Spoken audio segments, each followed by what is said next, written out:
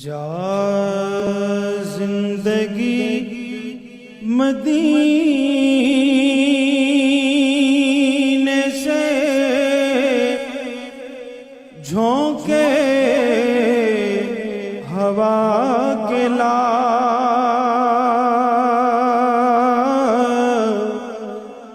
جا زندگی مدینے سے نحمدہ ونصلی علی رسولہ الکریم اما بعد اعوذ باللہ من الشیطان الرجیم بسم اللہ الرحمن الرحیم النبی اولی بالمؤمنین من انفسہم صدق اللہ العظیم۔ مسلمانوں کا نبی اکرم صلی اللہ علیہ وسلم سے اور نبی اکرم صلی اللہ علیہ وسلم کا مسلمانوں سے جو تعلق اور رشتہ ہے وہ دوسرے تمام انسانی تعلقات سے بالا تر ہے۔ اس کی ایک منفرد حیثیت ہے، اس کو دنیاوی تعلقات کے ساتھ کوئی ربط ہی نہیں ہے، کوئی نسبت نہیں ہے۔ اللہ تبارک و تعالیٰ کا ارشاد ہے کہ النبی اولی بالمؤمنین من انفسہم، کہ بلا شبہ نبی اکرم صلی اللہ علیہ وسلم اہل ایمان کے لیے ان کی اپنی ذات پر بھی مقدم ہے۔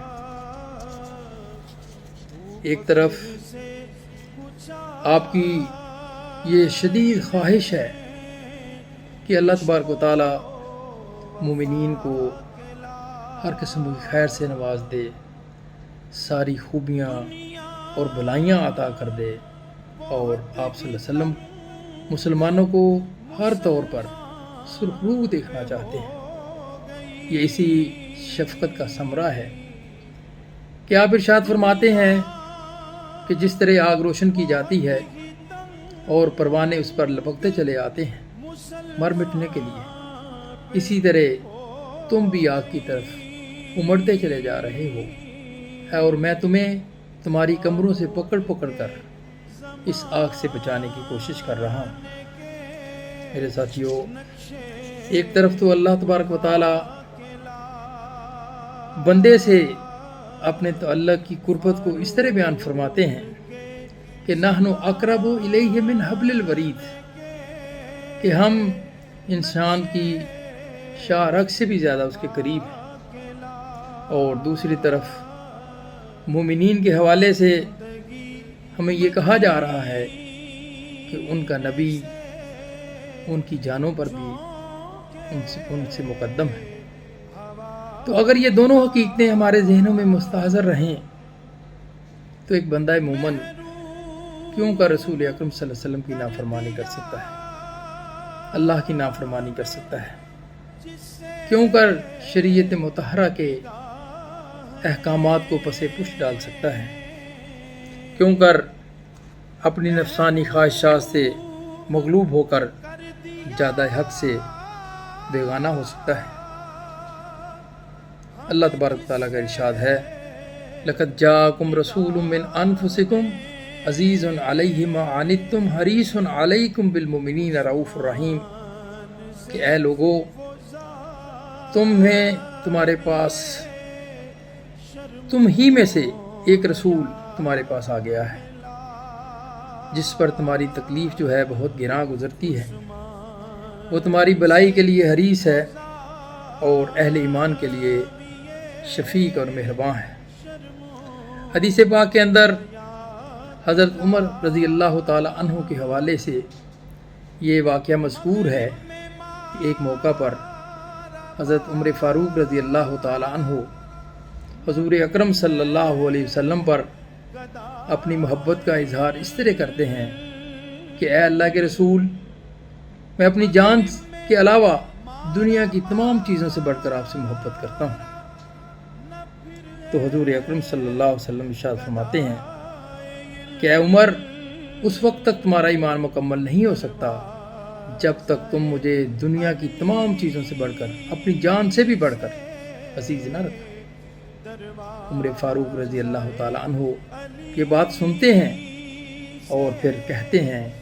کہ اے اللہ کے رسول، میں آپ کو اپنی جان سے بھی بڑھ کر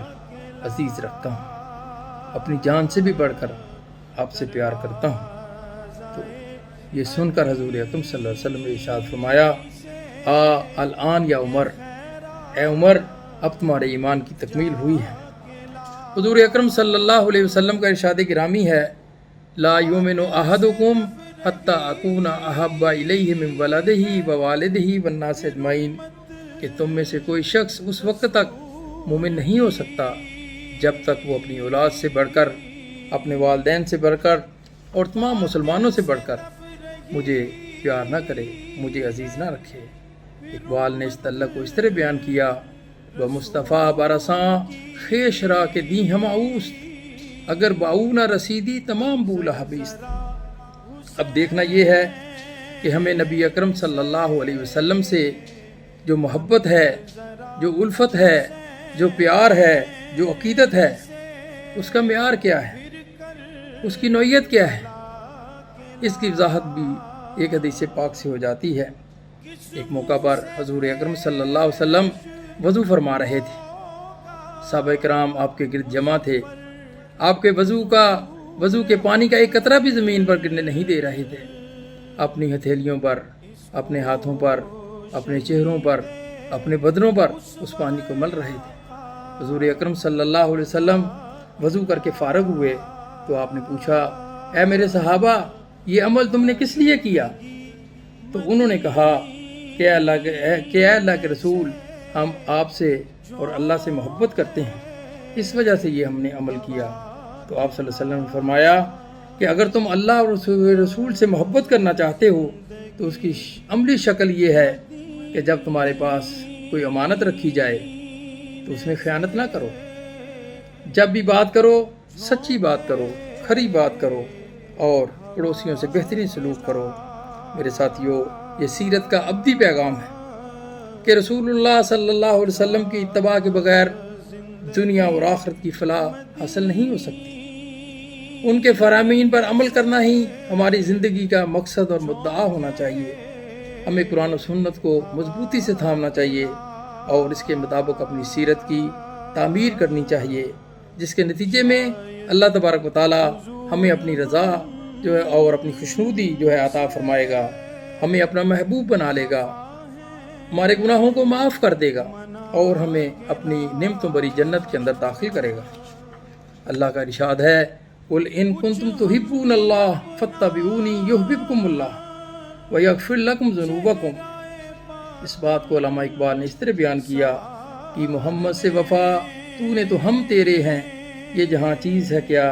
لوح و قلم تیرے ہیں، وآخر دعوانا ان الحمد للہ رب العالمین۔ چہرہ باطل سوار لے